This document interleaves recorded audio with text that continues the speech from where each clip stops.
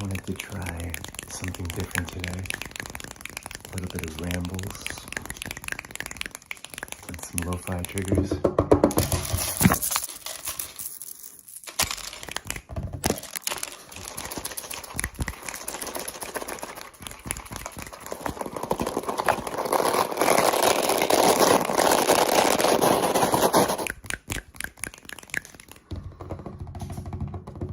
One of the things I wanted to ramble about is perception.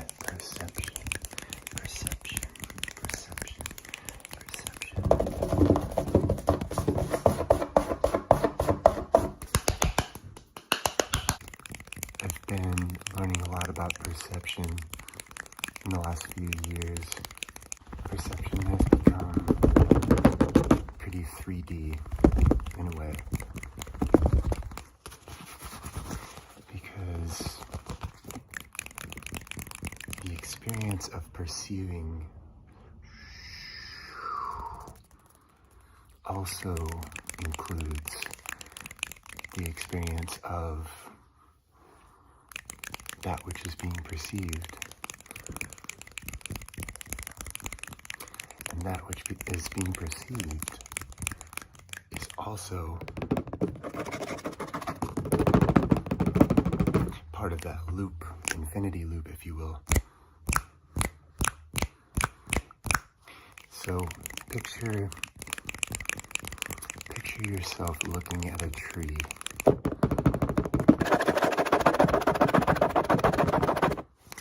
The tree is alive.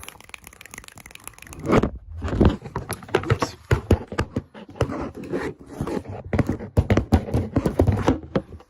And so the tree perceives you as well, in a way.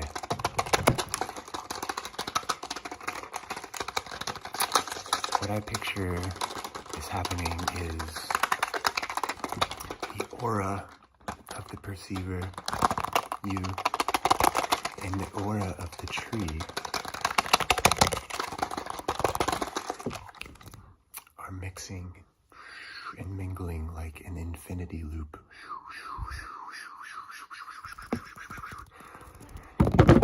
Creating a full experience in the here and now.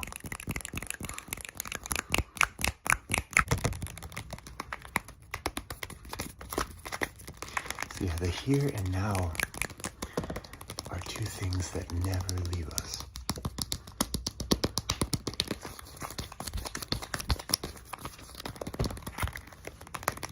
Two things that help create the moment for an experience.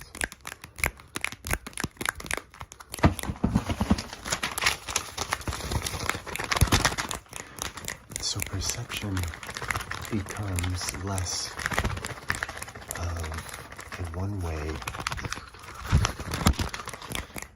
one-way street, and it becomes more like a two-way stream, if you will. Two-way stream. Picture two streams flowing into one another.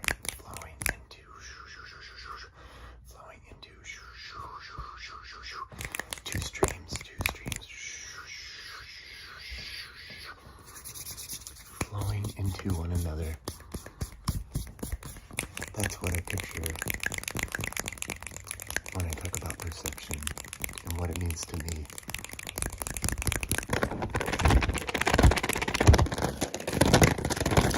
So perceiving a tree or a sunset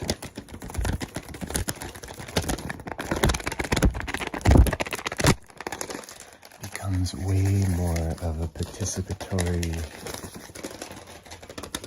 group experience, a sympathetic experience, rather than a singular, isolated experience.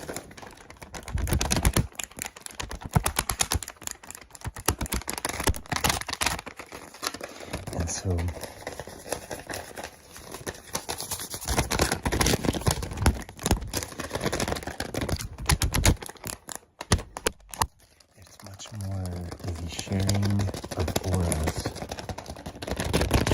than anything else.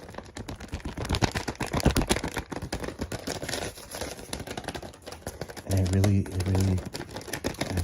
enjoy sharing my aura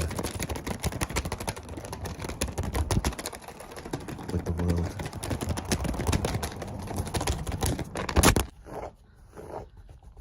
And so when we allow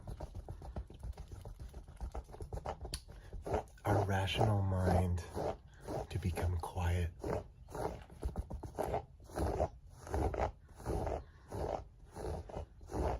when we truly forget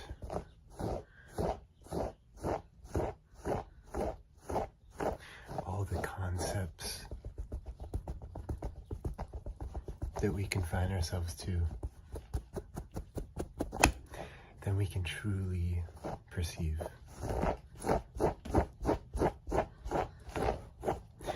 Forgetting the name of the thing one sees, forgetting all the context that our rationality attaches, leaves room to truly experience what is being perceived. I should say truly co-experience, because it really allows the space for the auras to mix.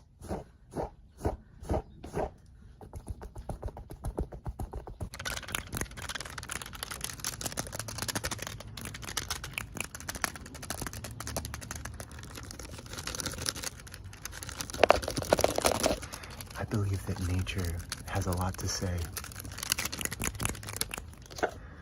and oftentimes it can't be summed up or conveyed in words. I'm just gonna.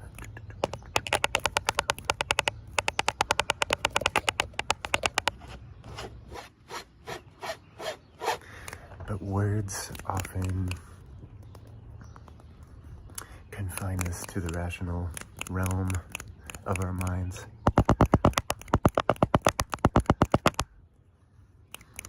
And perhaps nature operates under different confines, and we are extensions of nature. Extensions of nature. So we have the ability to operate that way too.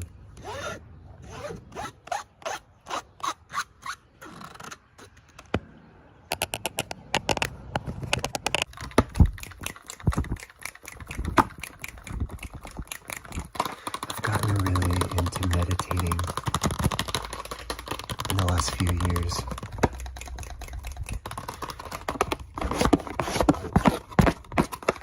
Hey, are you there? And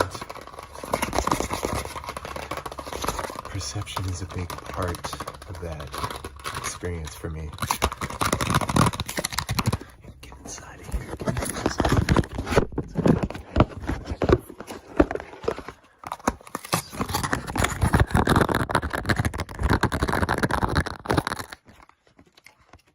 He can't really fit. We try. Oops.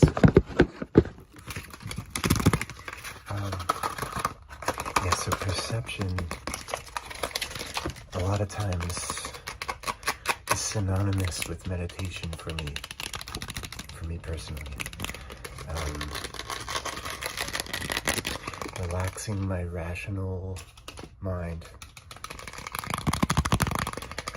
and allowing myself to dive down into my heart, into the waters of my heart, if you will. The waters, deep in the waters of my heart.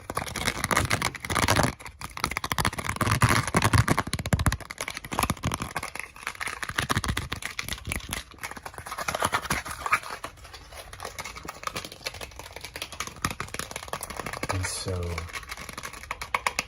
looking at the tree becomes so much more than looking at the tree.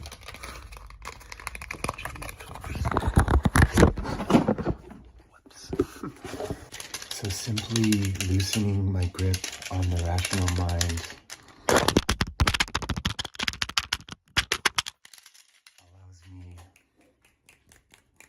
to plunge. I'm going to take your temperature here. Oh, that's pretty good. It allows me to plunge into the heart, to the waters of the heart. And the heart is a perceptive organ.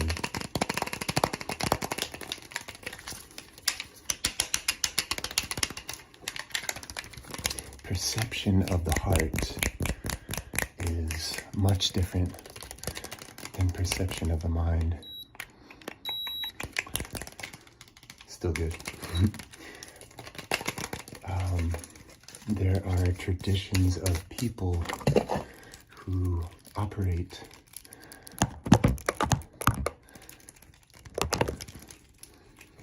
from the heart, perception of the heart. People who have interfaced with nature in intimate ways for centuries and centuries. Indigenous traditional cultures that use plants as medicine. And they use plants as guidance, almost as ambassadors of the earth, if you will, that we can seek wisdom from through meditation, through the perception of the heart.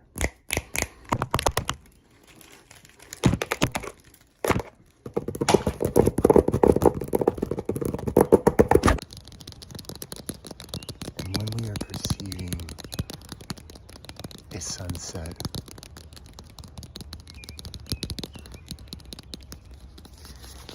all of the color changes are so subtle and minute from moment to moment that it would be absolutely impossible to capture it with a camera, because perception involves that gradual exchange of auras.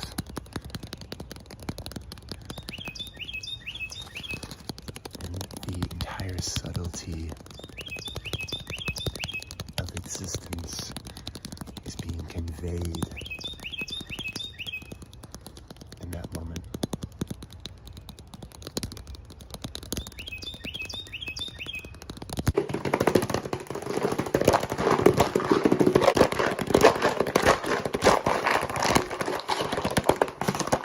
I hope you enjoyed these rambles.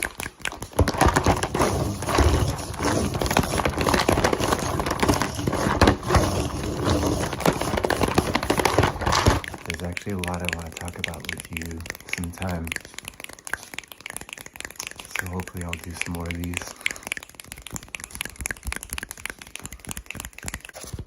And I really love ramble videos. Mental ASMR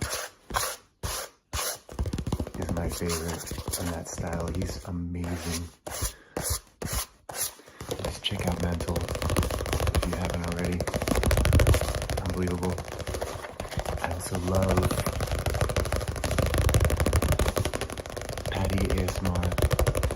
His rambles are top notch. Alex's ASMR. Amazing rambles, amazing vibe.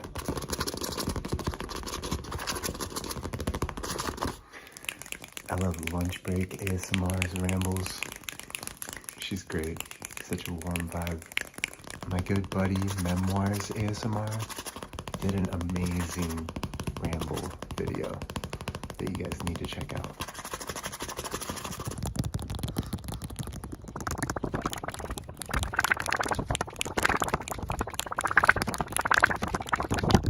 I put on socks every morning, then I put on shoes.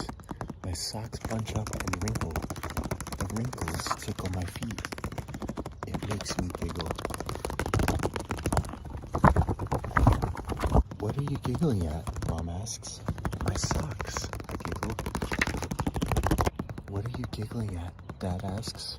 My socks, I giggle. What are you giggling at? My teacher asks. My socks, I giggle. My teacher does not think it's funny. She calls Mom and Dad. She tells them I giggle too much in class. Mom and Dad don't think it's too funny either. Mom takes me to the shoe store. What are we buying? I ask. Sandals, Mom says. Why? I ask. Because you don't wear socks with sandals, she says. I have sandals now. I don't have socks to wrinkle and make me giggle. But my new sandals make squishing sounds when I walk, and that makes me giggle.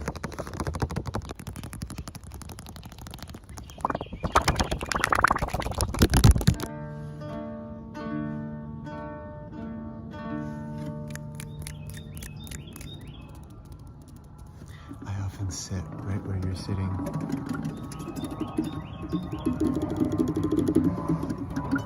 And I look up at the Norway spruce behind me.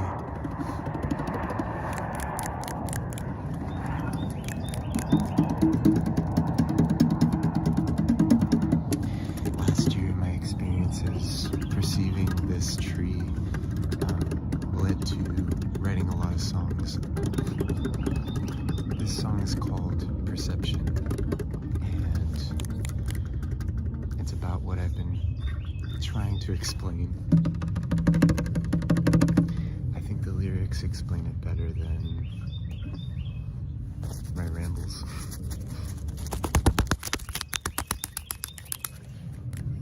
Here we go. Perception is reflection, where the two ends meet, joining in perfection. The two become complete. Perception is connection of a two-way street, sharing the affection. The two become concrete. Emotion is the ocean where the two worlds meet, floating in slow motion. The two become one beam. Emotion is the motion of a two-way stream, drinking all the potion. The two become one dream.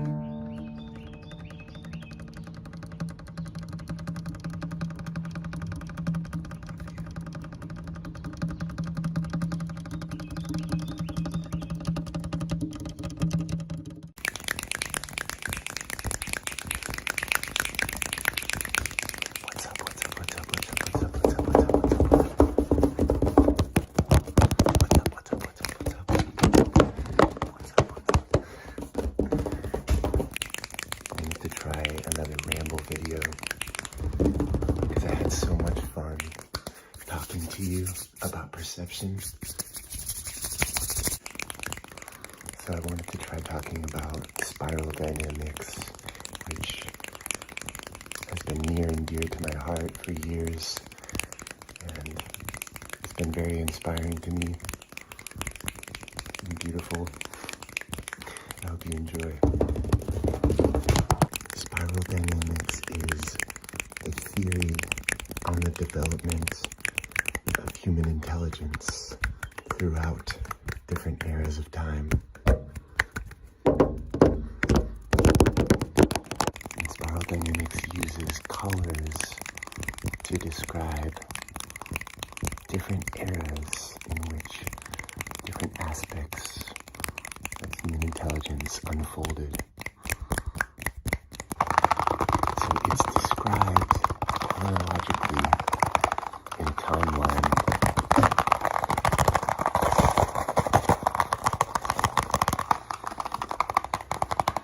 and the colors become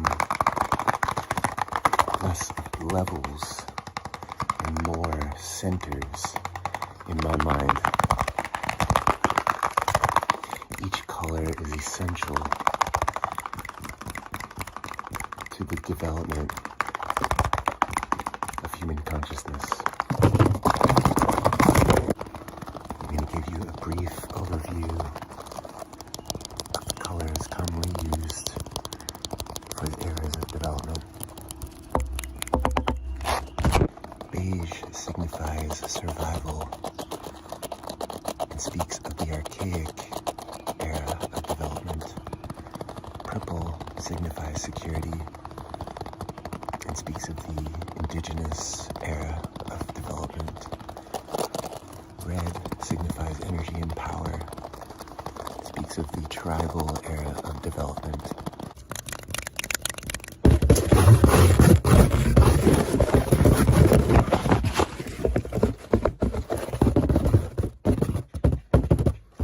Blue talks about order, authority, conformism.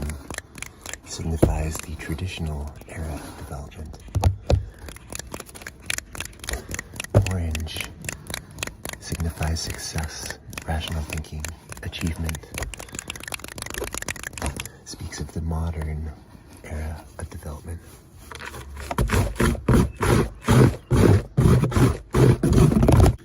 Green signifies harmony, connection to people and the earth. It represents the postmodern era of development.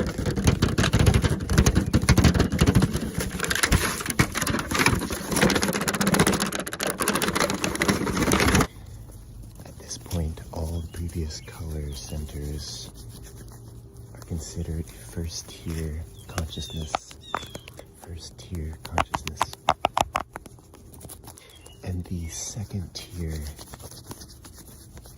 consciousness color centers begin with yellow, which signifies synergy and integration. And it symbolizes integral thinking, integral thinking, integral. The final color center is turquoise. Turquoise, which signifies awareness, service, and often represents post-integral.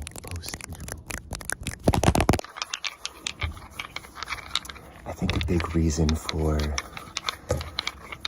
organizing into first-tier consciousness and second-tier consciousness is all of the colors in the first tier of consciousness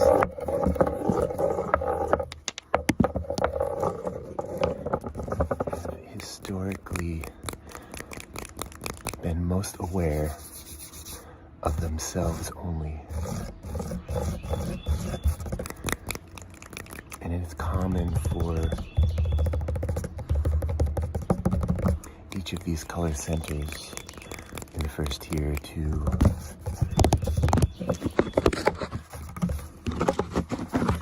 be largely unaware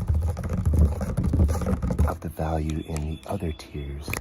So it becomes common to feel like one is exclusively right, per se.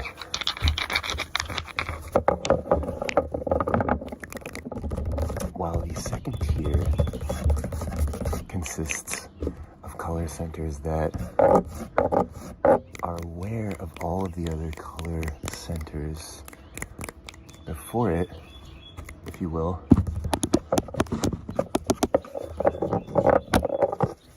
The second tier is more aware in particular of the fact that we need all color centers. All color centers are essential to the development of human consciousness. So I find that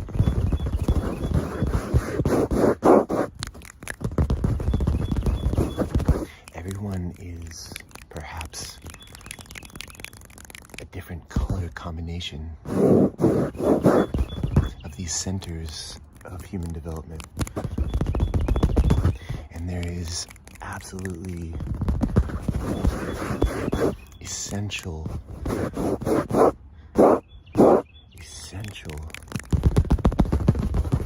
ways of thinking contained within each color center. So often each person will have a different combination of color centers in their perspective, in the way they think, in the way that their intelligence is formed, in the way that it functions. And so I like to imagine each perspective containing a shadow perspective, if you will, or a perspective that acts as the blind spot of any particular perspective. For example, the orange color center and the green color center are often very opposed. They're often very shadow perspectives. Shadow.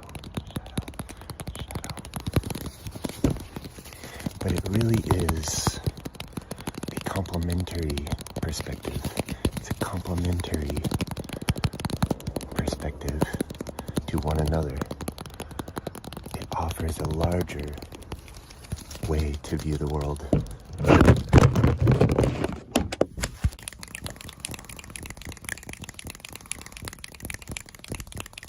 So with the model of the perspectives and the shadow perspectives, if you will, I'd like to offer a diagram of a flower. I haven't really seen that before, describing spiral dynamics. It's mostly a picture of a spiral with the developing colors throughout. Or I've seen a triangle with the more of like a tier diagram. I've seen a list. I've seen a couple of other ones as well. But I love using the image of a flower with each petal opening in each era of time. So each petal opening, fully opening, fully opening, a fully developed, fully relevant human perspective based on the circumstances of the era of time and the culture, the society, the geography. So each color is a relevant, essential flower petal that opens in its own time.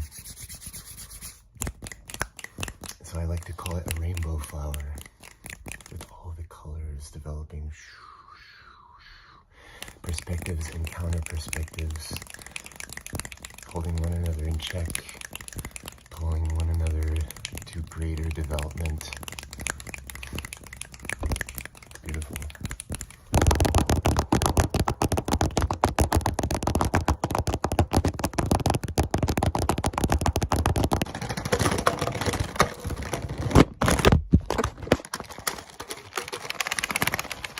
I think when we talk about perspectives and opinions,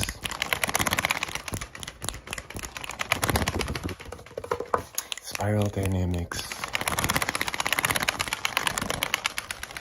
should definitely be part of that conversation. It helps us understand why we think the way we do.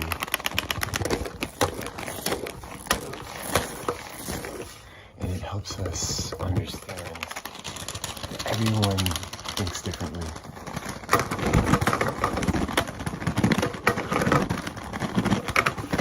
And even when we can't understand someone's perspective,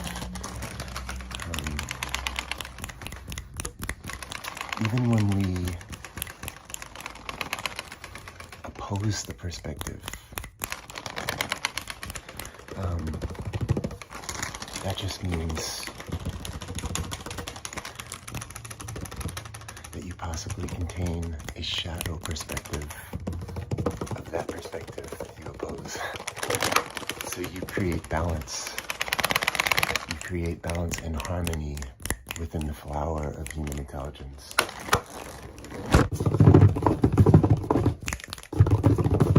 So in my opinion, disagreements become less severe,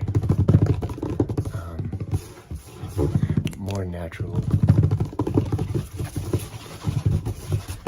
and just part of the process of the development of human intelligence.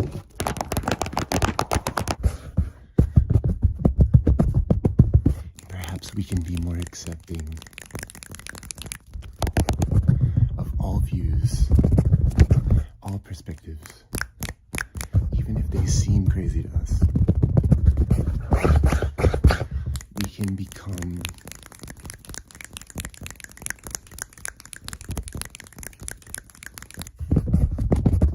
more accepting, more forgiving, more allowing, more gracious, becoming the flower.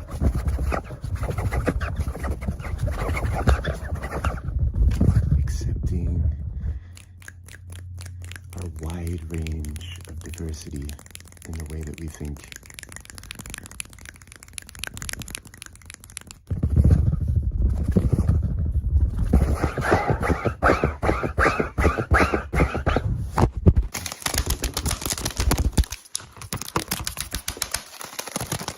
I wrote a song called Rainbow Flower. It's inspired by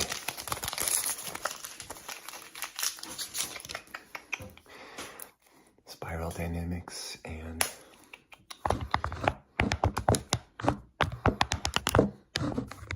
the flower diagram that I was talking about.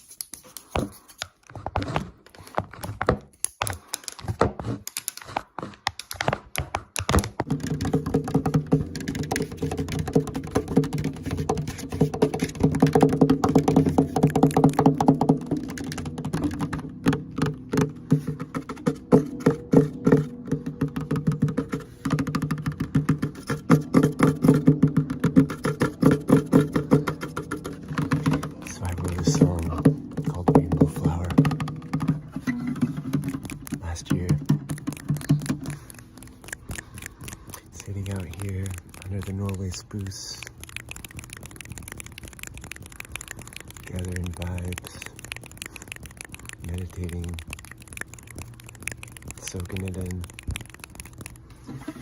But I wanted to offer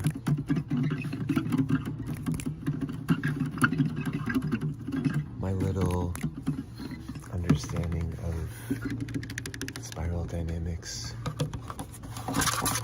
in the form of a rainbow flower.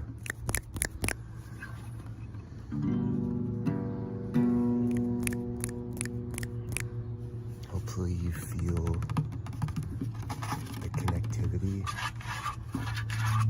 of human consciousness. Hopefully you feel like no matter what your opinions are, you still are an essential part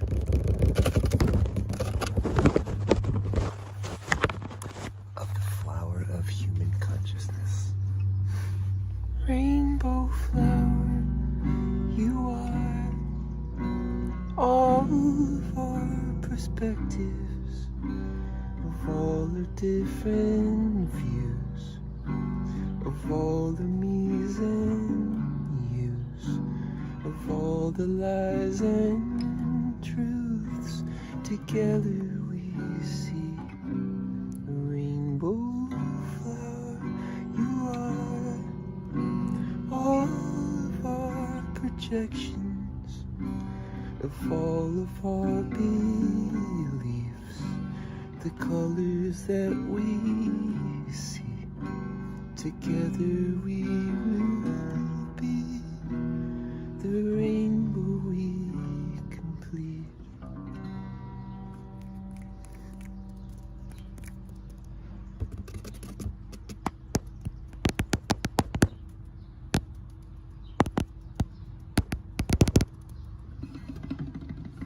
I love you.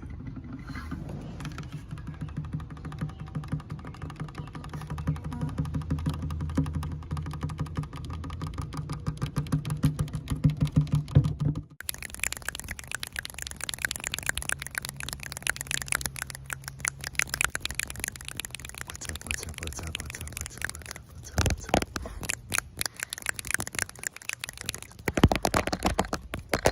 I wanted to try some more rambles today.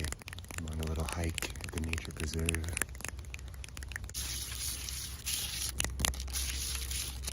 I wanted to talk about creativity today.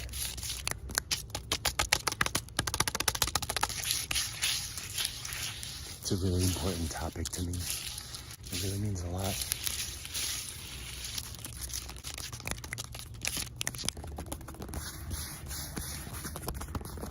The creative process is so central to my life.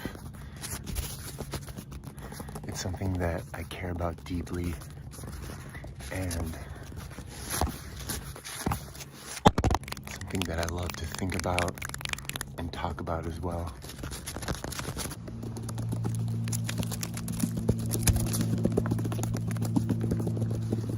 For me personally, I feel like there's a wave of creative energy every day.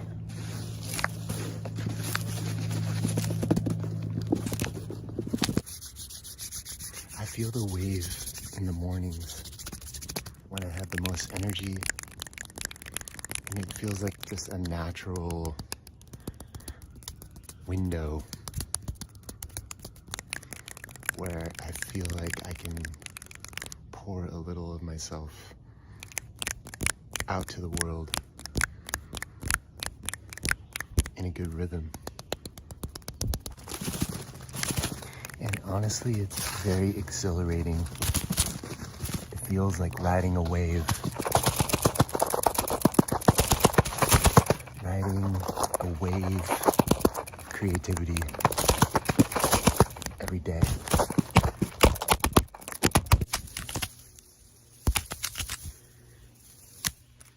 In the past, I've used that creative wave to create music. I've used the creative morning waves to create a new song every day.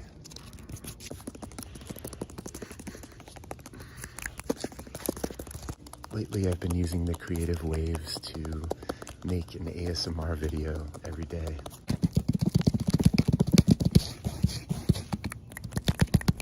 And it feels like a morning workout. It's so great. After a while, the rhythm begins to feel like breath. Inhaling the creative wave every day and exhaling the creativity to the world.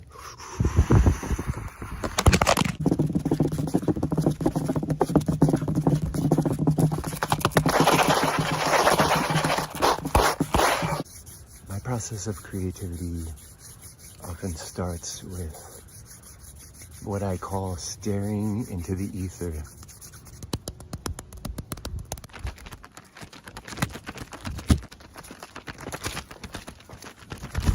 So I imagine a realm of possibilities, if you will.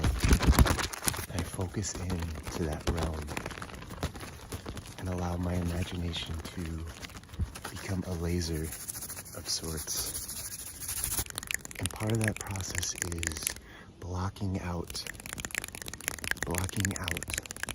certain outside influences or thoughts temporarily to focus into the ether, into the realm of possibilities, if you will, and gathering the vision.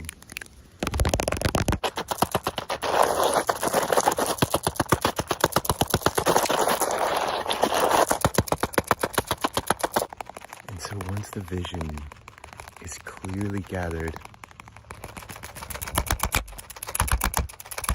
I then like to imagine reaching in to the realm of possibilities.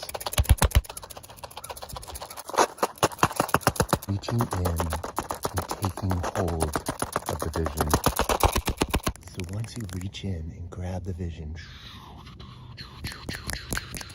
then you imagine yourself pulling it out from possibility into actuality.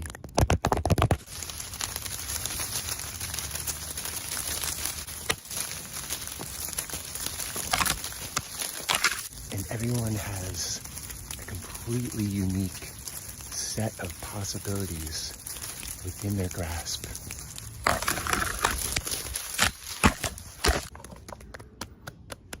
So you become a gatekeeper or a curator of possibility.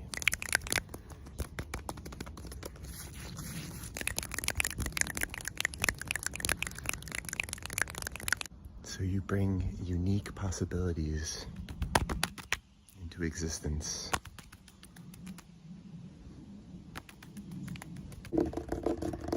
Bringing possibilities into existence is a superpower.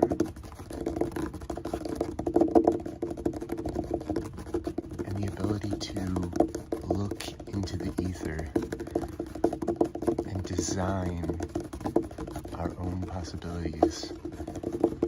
Wow.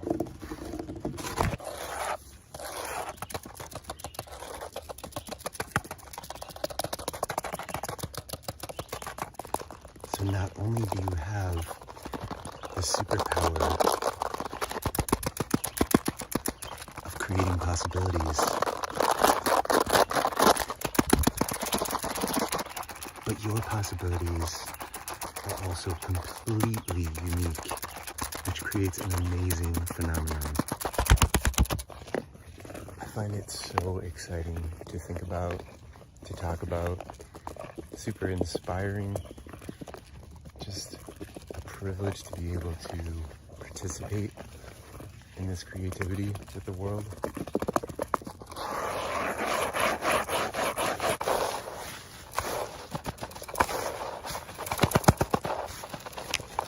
So every day, I try to take full advantage of riding the creative wave.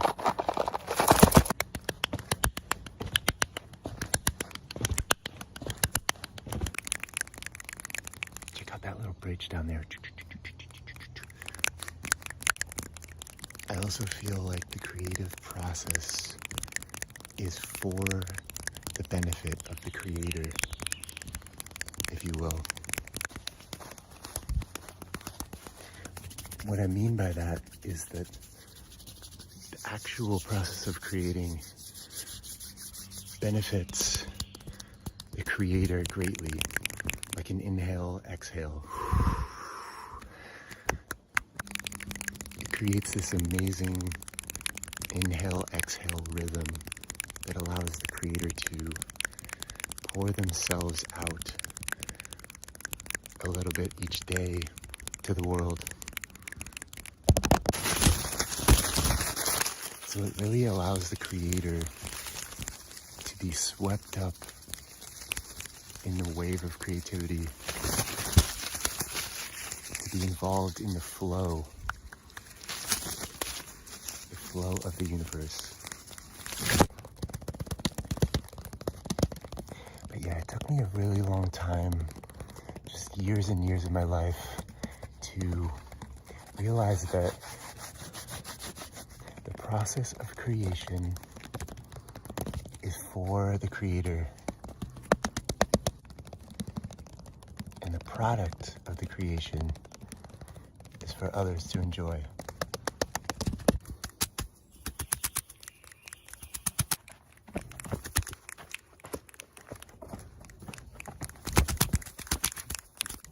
picture the wave of creativity that carries us down the river of creation, I think about all the inspiration and the ideas that are floating, filling the river, surrounding us.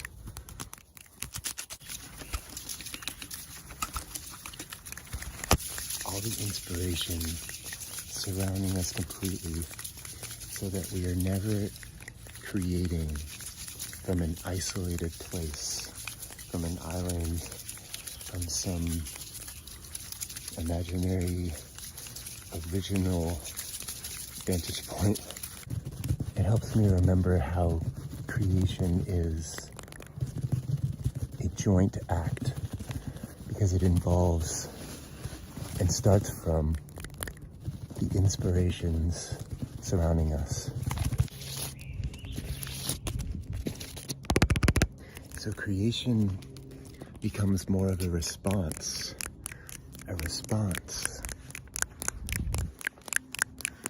than an initial statement. We're responding to the inspiration and focusing into the ether to craft a response from our inspirations.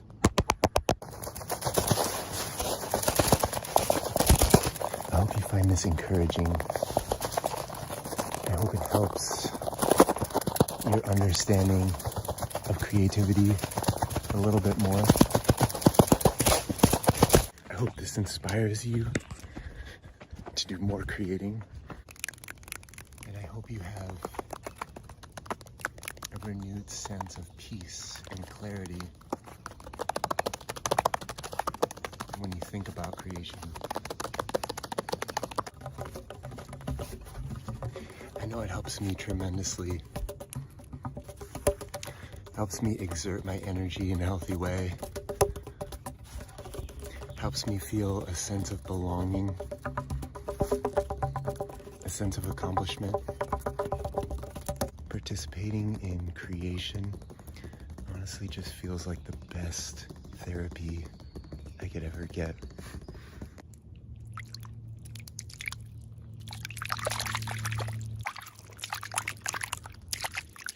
And so may you flow with the river of creativity. When I was 17, I found a place where I could dream, a place I never knew, with realities that I could choose.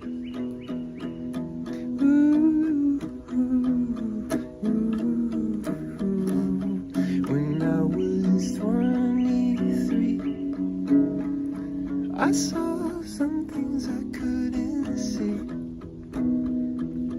with more I never knew, in realities that I could choose.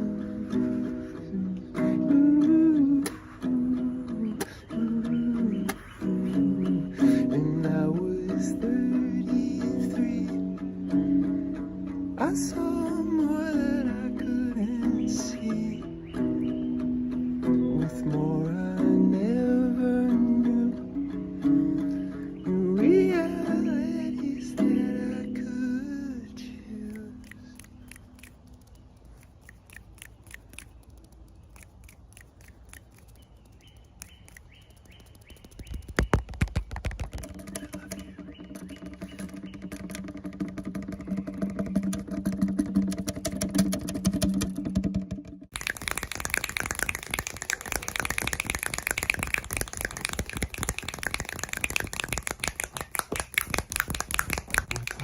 What's up?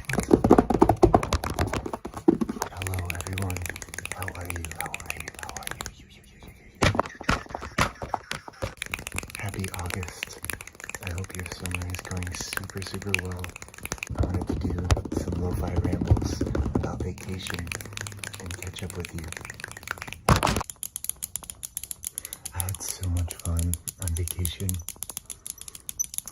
a lot of chances to relax and kind of just do nothing for a while, which was so great. I also got to catch up on meditation.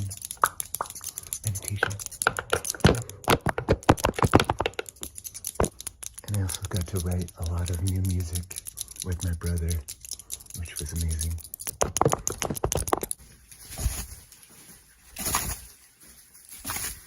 Yeah, I started doing these like short meditations, like 5 to 15 to 20 minutes. It's been great.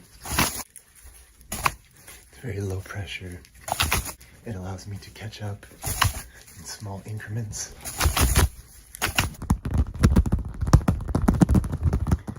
Got this soccer ball. I love this trigger. It has all the different countries.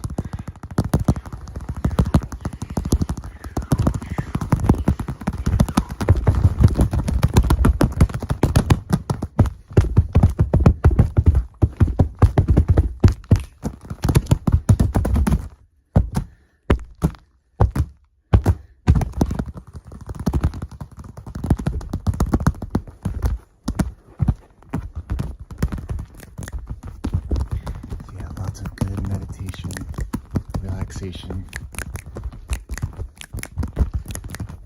My brother and I, as many of you know, we have a band called Philosophy of Music. Philosophy of Music. And we got to get together and make some new songs. We released some new songs. Some new music videos. Our latest release is called Catnaps Volume 1.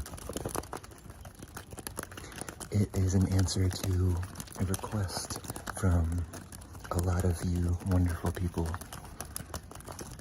who had asked for a compilation of lo-fi music.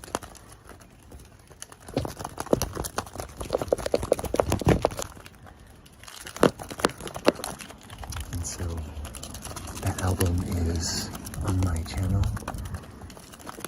and it's also on streaming services. I will link it in description. Catnaps Volume 1.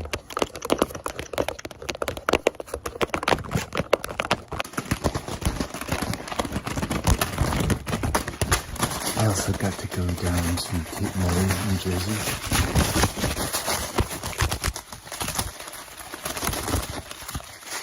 Visit some family down there, spend time at the beach.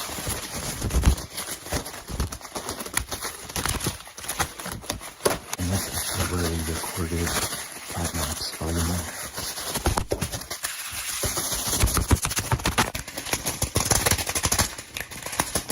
I missed all of you so much.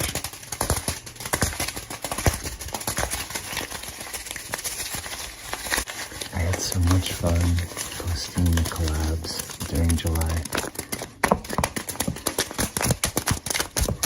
It allowed me to not have to completely detach from the ASMR community. It's so much fun. Taking the break was so needed, but I really missed making ASMR videos.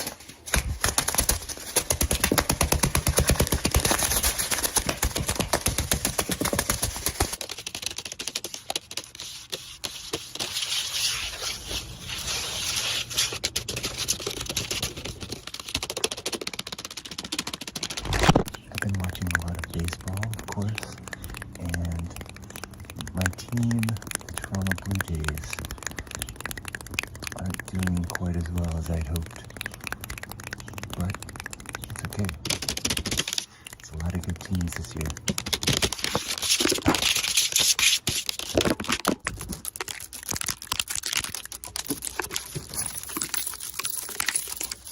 I've also been watching tons of ASMR, as usual.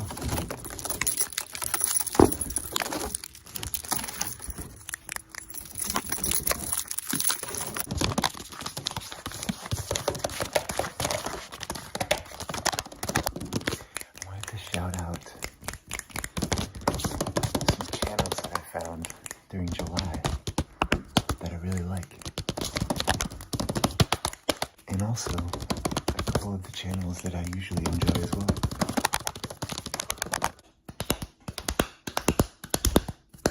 There's a channel called Everything ASMR that I really, really like. She does this super fast clapping that is just mesmerizing to me. I can't do it justice. Medusa ASMR, super great vibe, super chill, super tingly, super funny. Dinky Winky ASMR, good vibes through the roof. Just a great, great channel. You should check it out. This is ASMR. Really fun, really cool, really tingly. Meta ASMR has a carpet brushing video that blew me away. Please check it out. It's so worth it. Bruno Correria ASMR. He is so amazing. Super fun. I love his style. Amazing. Random Triggers ASMR. So great. Found her channel the other day. Super tingly. And I've been listening a lot to Alex's ASMR. She has one of my favorite channels. Amazing hat taps, amazing snaps, amazing rambles, and amazing lo-fi random triggers. And of course I've been listening to my good friend Memoirs ASMR, who inspired me to get a mini mic.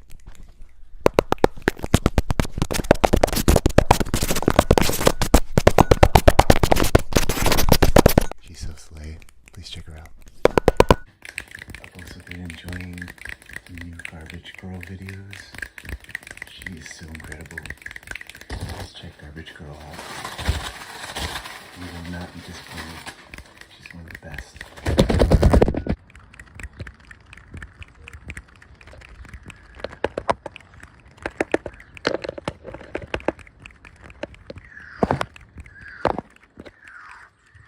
I have a really cool collab coming this Sunday with an iconic ASMR artist who is just absolutely incredible. And I am so honored to be able to collab with her. If you have any guesses as to who it is, drop them in the comments. I'll let you know if you're right.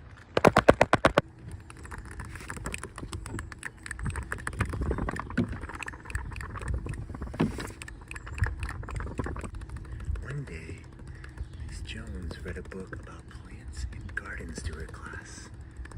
Can we plant a silly garden? Asked Tom. Yes, said Miss Jones, we can. What will you plant, Tom? Asked Miss Jones. I'll plant my zebra, said Tom. Miss Jones smiled. I'm afraid that will not grow, but we can try. What will you plant, Lynn? Asked Miss Jones. I'll plant my trumpet, said Lynn. Miss Jones smiled again. I'm afraid that will not grow, but we can try. I'm gonna plant my bells, said Jane. I'm gonna plant some shoes, said Mark. You have picked some funny things to plant, said Miss Jones. But we can try. The class went outside. We can make the garden here, said Miss Jones. Soon the class was busy digging. They dug holes in the hard dirt. They planted the zebra, and the trumpet, and the bells, and the shoes. In a few weeks, things started to grow. Miss Jones looked out at the yard. Oh my. Class, come see the garden, she said. The class ran into the yard. Look at my zebra grass, shouted Tom. Here's my trumpet vine, yelled Lynn. See my bellflowers? Asked Jane. I have a shoe tree, shouted Mark. Miss Jones looked at the garden. How did these plants grow? She asked. Class, you have planted a funny garden.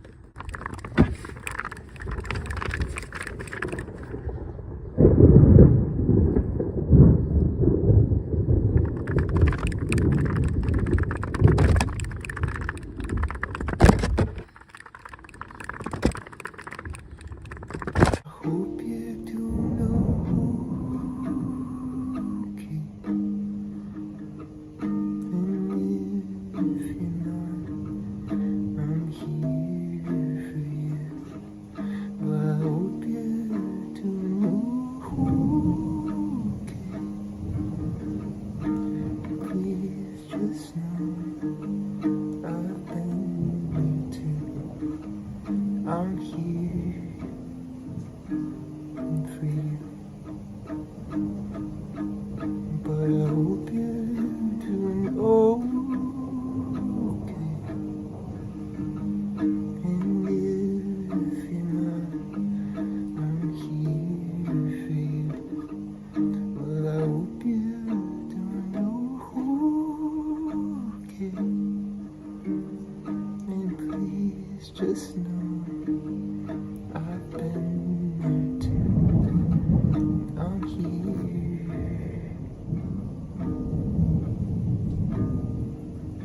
and free.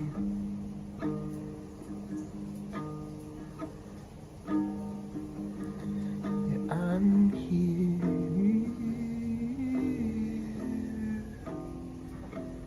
and free.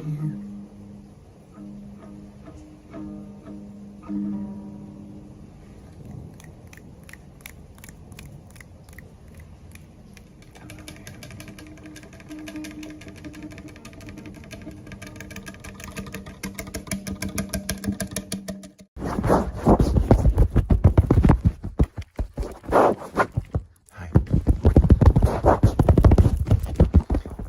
How are you?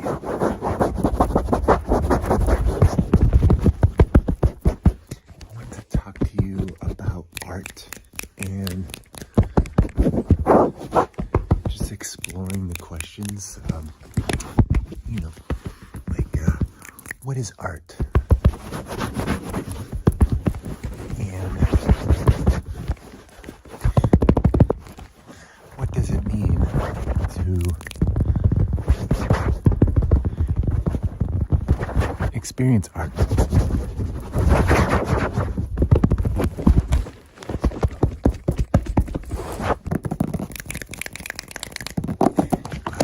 What does it mean when we call something art? What does that mean? What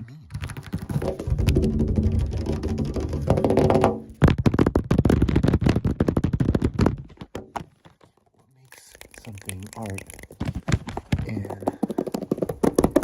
something else not art? Better yet, is there a degree of separation between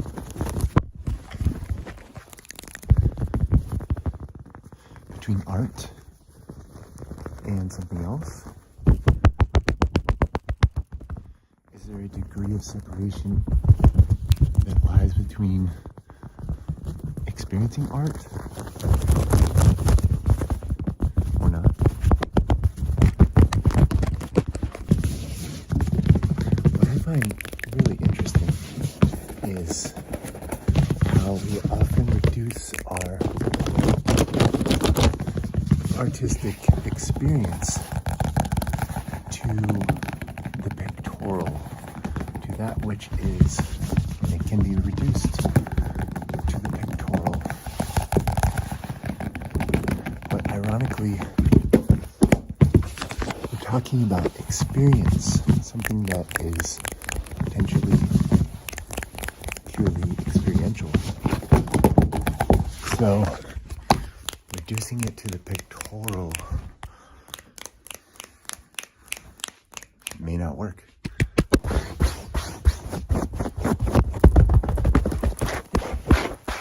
Yet the pictorial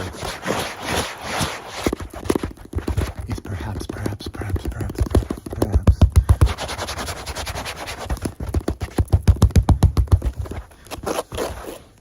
like the mind,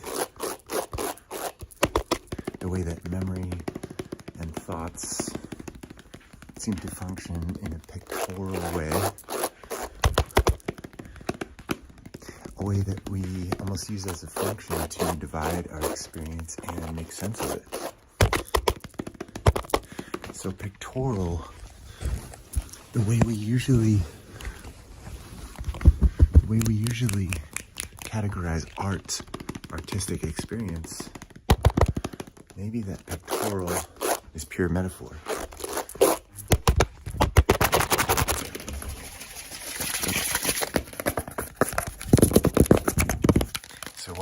imagine a way that we would commonly categorize an artistic experience. Hypothetically, we could imagine going out of your way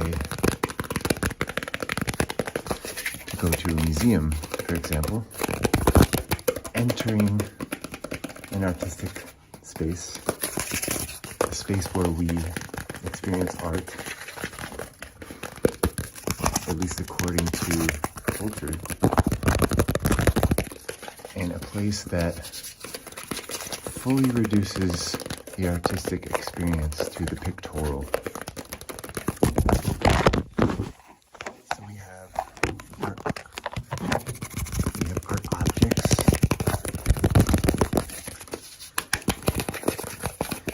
We have a sense that within the frame is the art,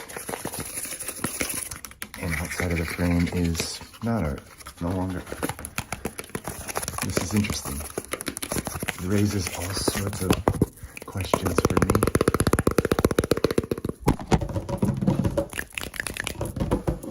I have a suspicion that whenever we reduce artistic experience to that within the pictorial,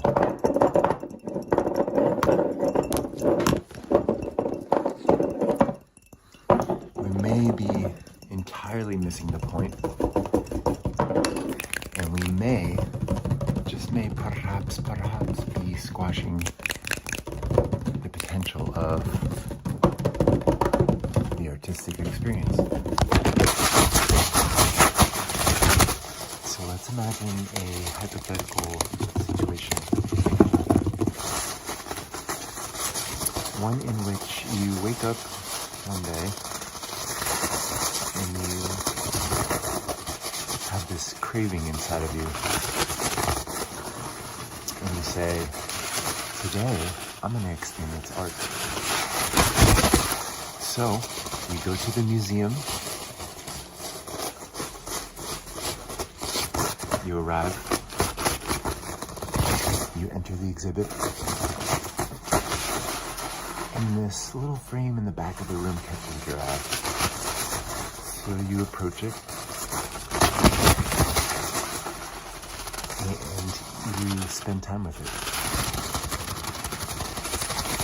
And you apply an attitude of intensity of focus to this little space within the frame. But then something happens. The light begins to play on the wall next to the painting, streaming in through the window. And the wall starts to turn a subtle shade of color.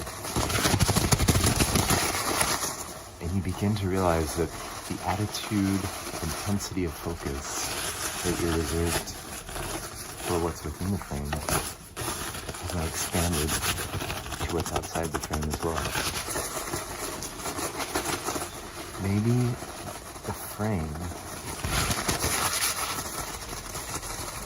is like a keyhole peering into an infinitely larger field of view of beauty.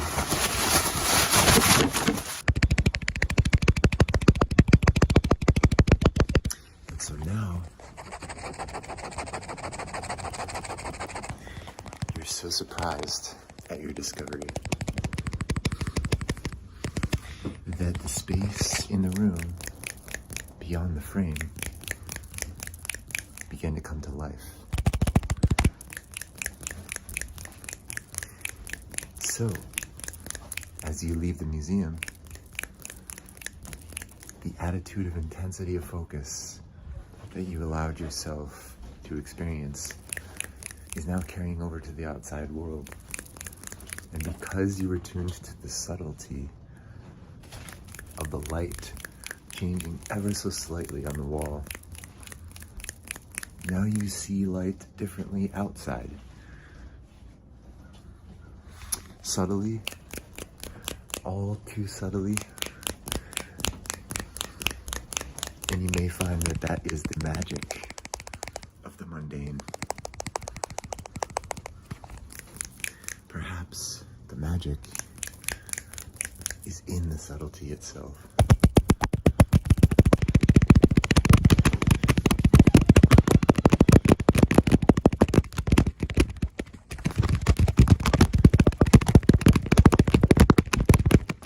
So that night, when you get home from the museum,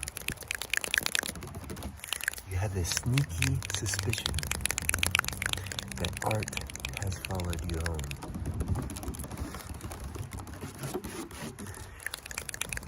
And you begin to get the sense that the object of art, or perhaps the objectness that you once reserved within the frame, is starting to seep out the corners. And perhaps you are starting to enter the work of art.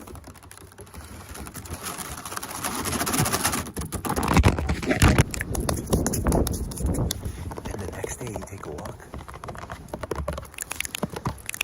And you start to notice that all the criteria are present for an amazing work of art within your perception. All the criteria, perhaps it's all present at all times. Perhaps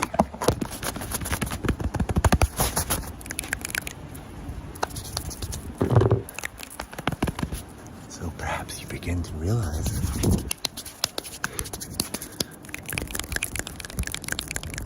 that you create a work of art every moment. Perception, to experience the presence of the world. Perhaps. So perhaps art is in the attitude of intensity of perception, a certain attentiveness.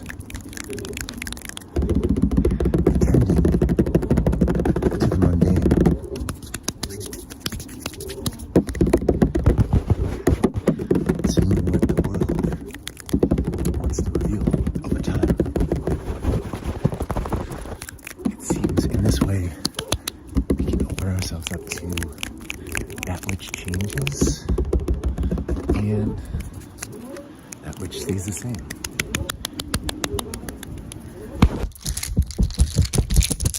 So maybe art is the subject and perception itself the object. In a way, you create what you perceive.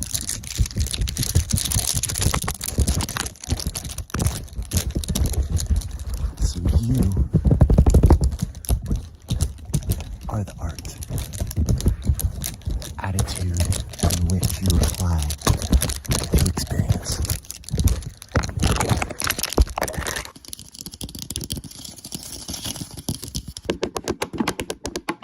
So maybe our concepts of art, at best, are metaphorical representations, pictorial ideas that point to the presence of the world, the pictorial that points to the experiential.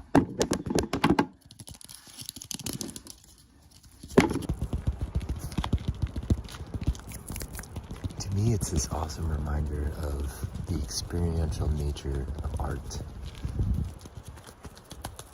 and the wonderful, magical reminder that the perception that we all share, the ability to perceive in the way that it interfaces with the world, creates a whole experience, creates art itself. So the question lingers for me, how does one go about creating art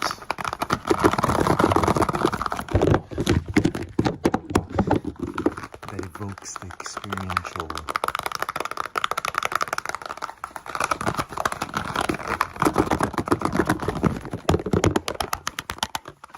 How does one make an artistic gesture that's as transparent as possible?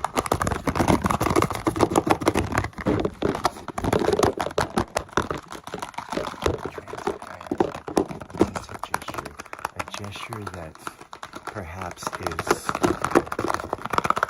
minimal enough and subtle enough that it does not point to the gesture itself or the representation of the experiential, but that it simply lets the experiential be part of it, simply inviting it in. So it is perhaps 1% gesture and 99% presence. This book is so cute and it reminds me of the magic of perception and how it can be as a flower. It can be whole, made up of many integral parts, and that each one of those flower petals per se, or perspectives, is equally essential to the structure of the flower of human experience. Here we go. Brown bear, what do you see? I see a red bird looking at me. Red bird, what do you see? I see a yellow duck looking at me. Yellow duck, what do you see? I see a blue horse looking at me. Blue horse, what do you see? I see a green frog looking at me. Green frog, what do you see? I see a purple cat looking at me. Purple cat, what do you see? I see a white dog looking at me. White dog, what do you see? I see a black sheep looking at me. Black sheep, what do you see? I see a fish looking at me. Fish, what do you see? I see a teacher looking at me. Teacher, what do you see? I see children looking at me. Children, what do you see?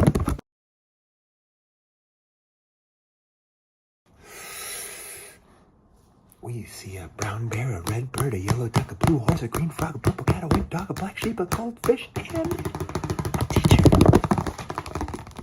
looking at us. That's what we see. What do you see?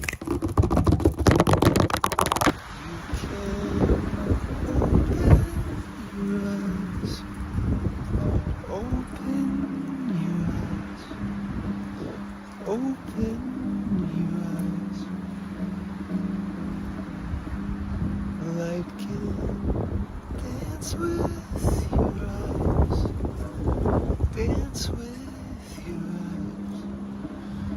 Dance with your eyes.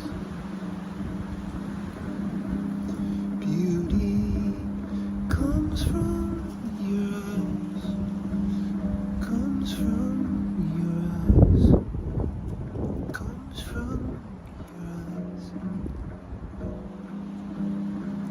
Teardrops fall from your eyes. Fall from your eyes. Fall from your eyes.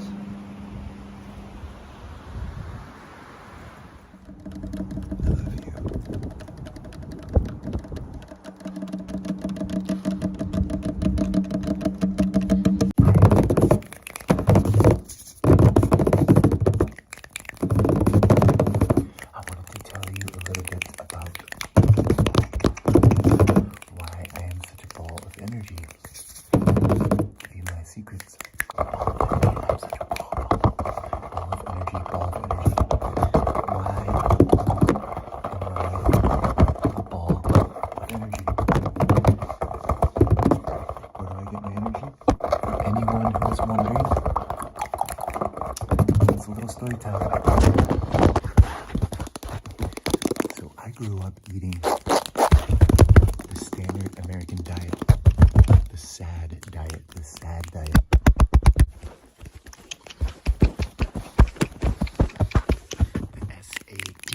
The SAD diet, the sad standard American diet.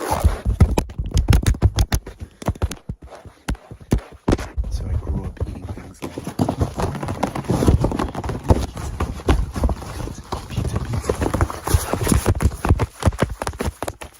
pizza was my favorite food growing up. And I ate things like Lunchables, grilled cheese. I was also a huge fan of ice cream. And Little Debbie. I was the king of Little Debbie's growing up. Fruit snacks, special. So by the time I was 26 years old, 26, I had hypertension, super high blood pressure, and I knew I needed to make a change. I knew I needed to make a change. And all of that changed in 2012. When I found Rip Esselstyn.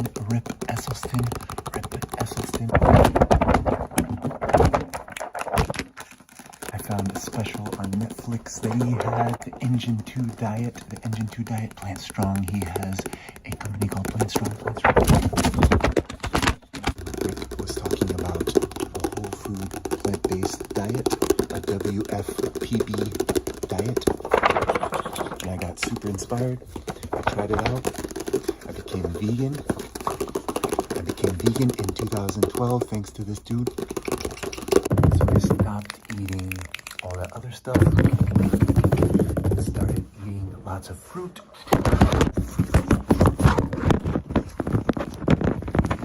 Tons of veggies.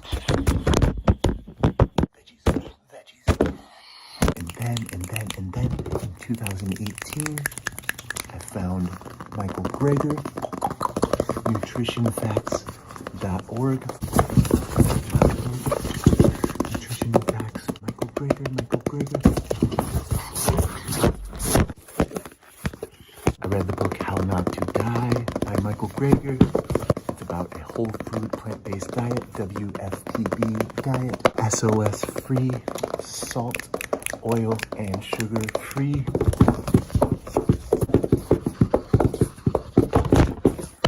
Cookbooks have been amazing, so helpful to me.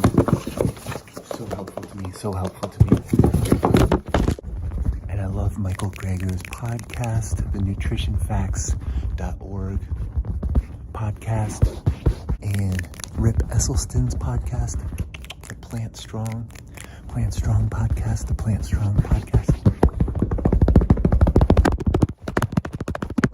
Then around 2020, Will Bolshewitz, Fiber Fuel.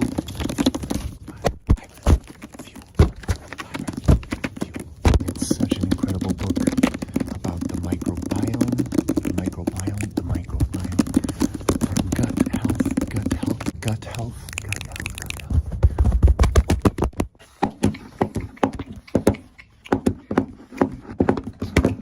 And I was so amazed by the knowledge he had of the trillions and trillions of bacteria that live in our gut,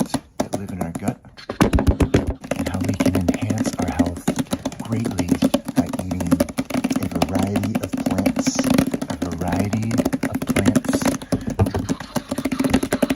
to enhance the health of our gut, of our overall health. And then I found Doug Evans. They call him the Sprout Wizard. The Sprout Wizard. He has a book called The Sprout Book. Amazing book. So I started growing my own sprouts at home. These are broccoli sprouts. These are about 3 days, 4 days old. They give me so much energy, so much energy. I also have some salad mix sprouts, salad mix going, some clover, radish, broccoli, alfalfa. So easy to grow, so easy to grow right on the counter. All you need is water and seed. Water and seed. I just rinse these, just rinse them twice a day. Fresh sprouts for every meal. So I start my day every day with Rip's Big Bowl. Rip's Big Bowl. Thank you so much, Rip, for all the encouragement.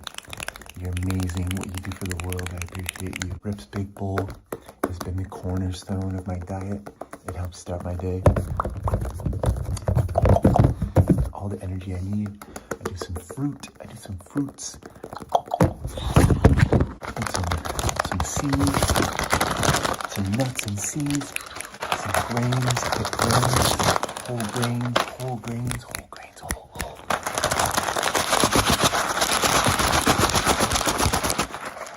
I also love to put beans or lentils into my big bowl. Beans or lentils.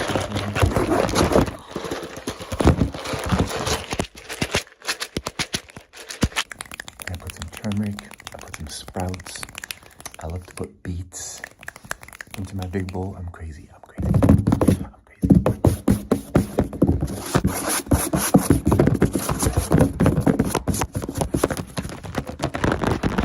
So since I've been on this diet since 2012, and especially since 2018, I have reversed my condition, completely reversed and healed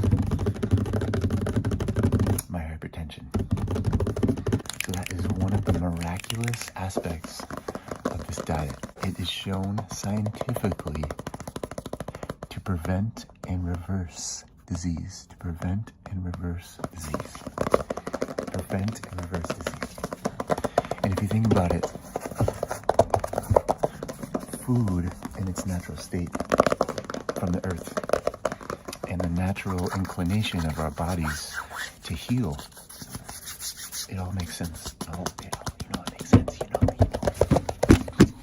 So we can harness this ability to eat good food, to eat our fruits and veggies and our grains and our beans and our nuts and seeds and our spices and our herbs. And I just want to give another special thank you to Rip Esselstyn, the Esselstyn Foundation, to Michael Greger, to nutritionfacts.org, Will Bolshewitz, Dr. Will B. Special thanks to Doug Evans, the Sprout Wizard. So much inspiration, so much health, so much energy. I'm just so grateful to the whole food plant-based community, and it changed my life for the better, and it gave me so much passion, so much passion for food, for health, for goodness, for feeling great. And yeah, all of these books will be linked in the video. So if you're interested, you can check them out. And please reach out to me if you are on this diet too, or if you have any questions, or if you have any interest. I would love to chat, and to be honest, for the past over a decade, last 12 years or so, I've just been really desiring to talk about this with some people, and I haven't really found a community here where I am. I would just love to talk with you about it. Yeah. I love you so much, and I just wish all the happiness and health to you. Health and wealth. Bye. Okay. So I've been thinking about something lately, about how everything in life kind of moves in these spirals. You notice it when you really slow down. The way a seed cracks open, the way a song builds and falls, the way we grow and come back to ourselves. And it got me wondering, like, what if there's a pattern to all of it, you know?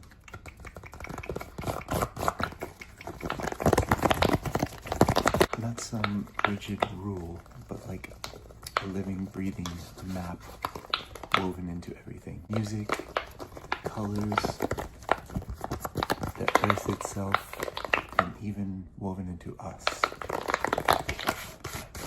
And so I started calling it the Mercy Pattern.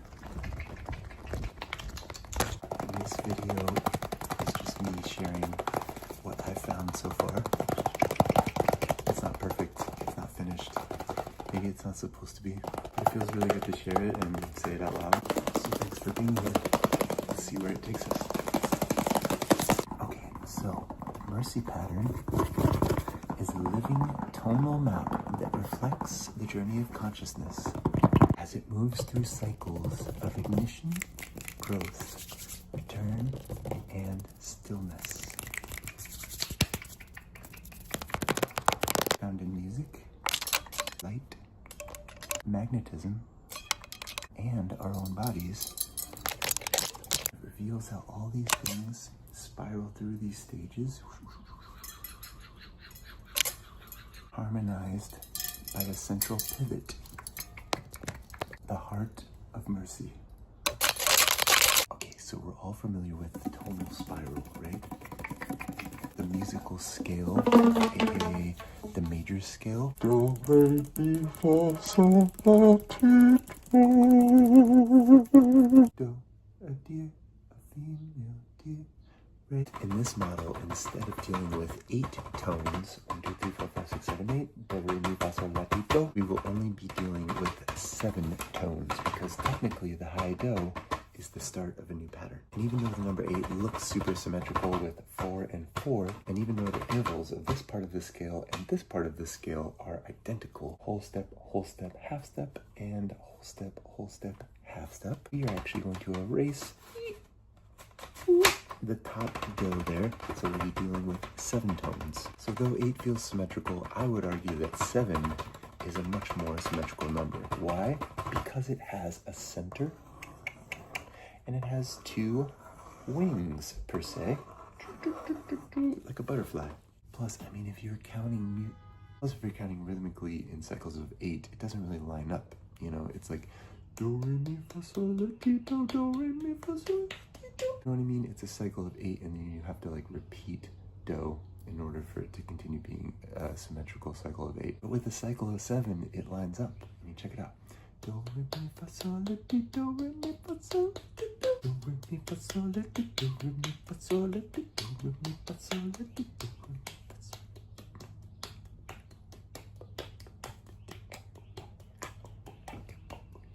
So in this model, the musical scale represents the stages of the soul's journey.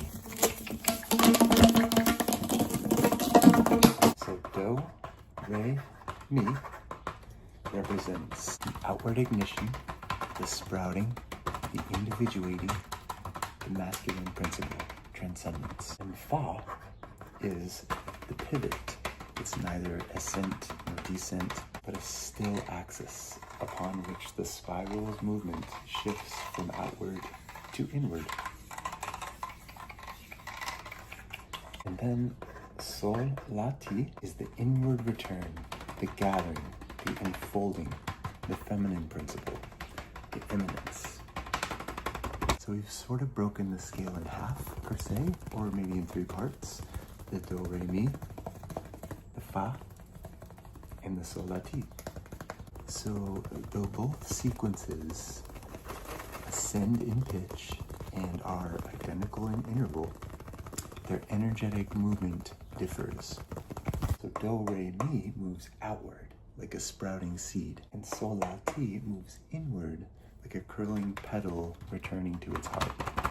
So this foundational pattern directly mirrors the growth of a seed into a sprout.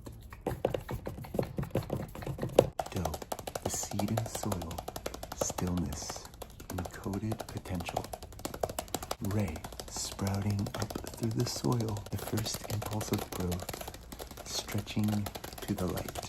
And me breaking into the air, full emergence into individuated life, claiming space in the visible world. So Do, Re, Mi is departing from Do, and Sol, La, Ti is returning to Do. So in the Mercy pattern, each tone corresponds to a color and a chakra in the human body. I created a little diagram for us where we have the correspondence of each tone to the color and the chakra. So Do corresponds to the color red,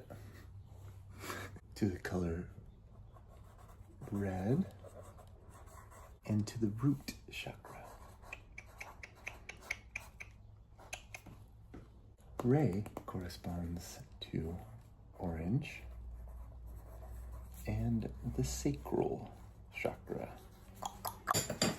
Mi corresponds to the color yellow and the solar plexus chakra. That looks invisible. Fa corresponds to the color green and the heart chakra. So corresponds to the color blue and the throat chakra. La corresponds to the color indigo and the third eye chakra. Ti corresponds to violet, and violet officially looks the same as blue violet, which I used for indigo because I couldn't find another one for indigo. So Ti corresponds to violet and the crown chakra. It looks like it says clown, it says crown, I swear. So planet Earth also mirrors the Mercy pattern spiral. So I'll draw a little sphere here. Well, it's big, I mean, it's not little. So we'd be looking at the positive pole would be Do, Re, Mi. It would be the outward magnetism, the masculine current. Then the negative pole on the south, the Sol, La, Ti. That would be the inward feminine current. So the positive and the negative currents here. And then the core would be the Fa. That would represent the crystalline core of Earth, the radiant, neutral still point. I also really like the heart as a visual for the Mercy pattern, with the visible ascent of Do, Re, Mi, the still center of Fa, the bridge, the axis, the fold, and the descent back to Do of Sol, La, Ti. And yes, the 2D image doesn't quite do the spiral justice because we're moving forward, we're not really circling or cycling. But I love that the heart shape in general is really like symbolic of a journey, you know? It's like, if you think about it, where did the heart shape come from? I mean, this is probably another video in itself, but the heart is an organ that is shaped not like this. So this, you know, imagine this folded together in paper with the interphallic shapes matching and then unfolding. And there you have the journey of growing beyond yourself and returning back to yourself. It's beautiful. So in summary, the Mercy pattern is a universal living framework that weaves through Earth's light spectrum, chakras, tonal system, magnetic field, and crystalline heart. It reminds us that every movement outward must return inward. Every beginning meets its center, and Mercy is the axis upon which the spiral turns. All right, love, thank you for wandering through these thoughts with me. Whether you feel the spiral in your bones yet or not, it's there. It always was, and it'll be waiting for you in the quiet moments when the world hushes and you remember you were made of stars. I'll meet you there. Until next time, stay tender, stay curious, and keep listening for the hum. Cheers. She thinks she missed the train to Mars. She's out back counting the stars. Red and orange, yellow and green, blue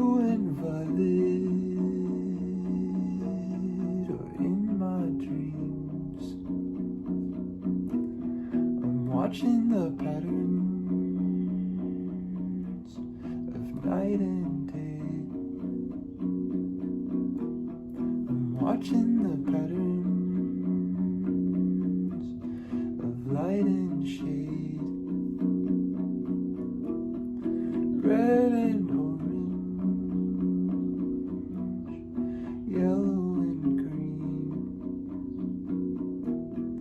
blue and violet are in my dreams. The colors are bleeding inside the rain. The colors are bleeding